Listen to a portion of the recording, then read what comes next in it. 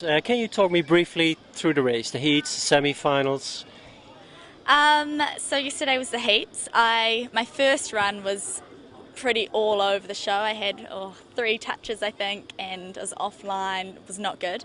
So I knew in the second run I needed to pick it up a bit if I wanted to make the semi-finals. So because I was sitting in, I think, 31st or 32nd.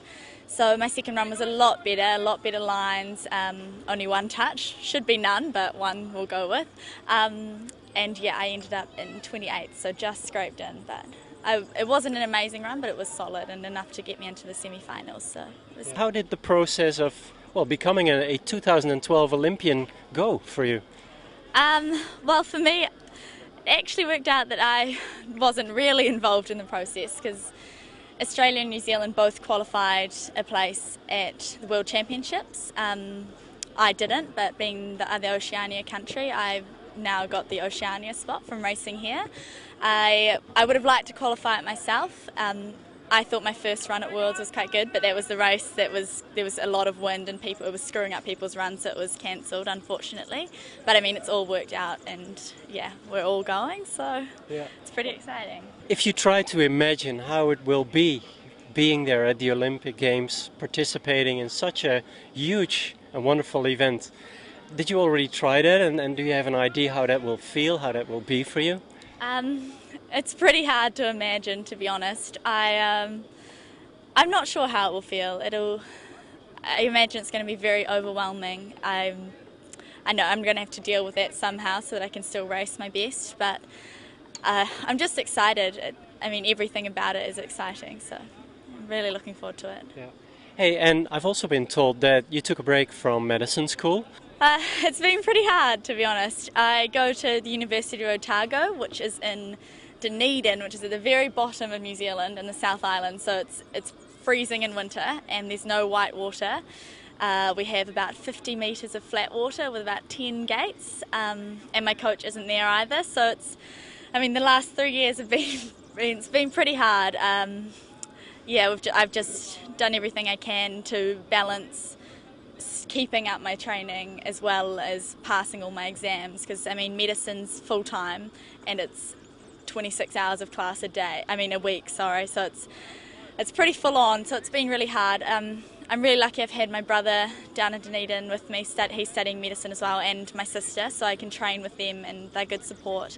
But it's been a hard 3 years just keeping my foot in paddling.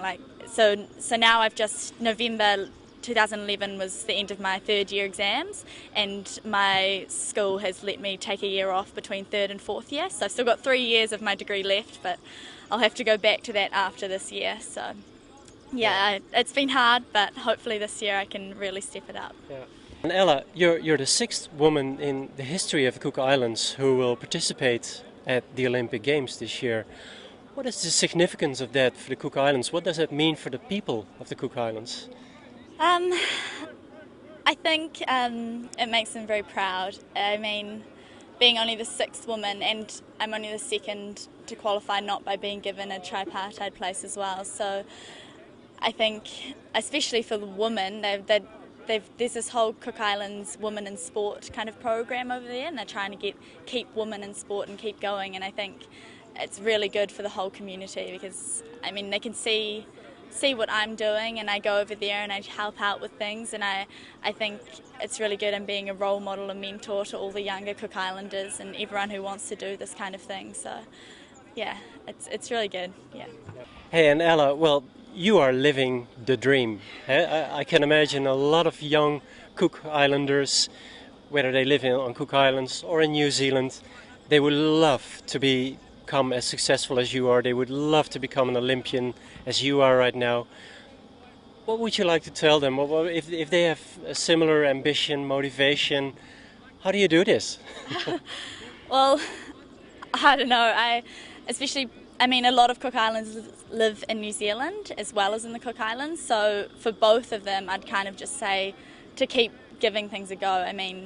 Kayaking especially is pretty hard for the Cook Islanders because we don't have any rivers, but any sport that they want to do, they can do. You just have to keep trying. At the same time, they need to keep their education up as well because that's just as important, but I mean, you can get so much satisfaction out of sport, and it's really fulfilling. So it's best to just keep going no matter what the outcome. Wow, that sounds like a wonderful advice. Thank you very much, and I wish you good luck at the Olympic Games in London this year. Thank you.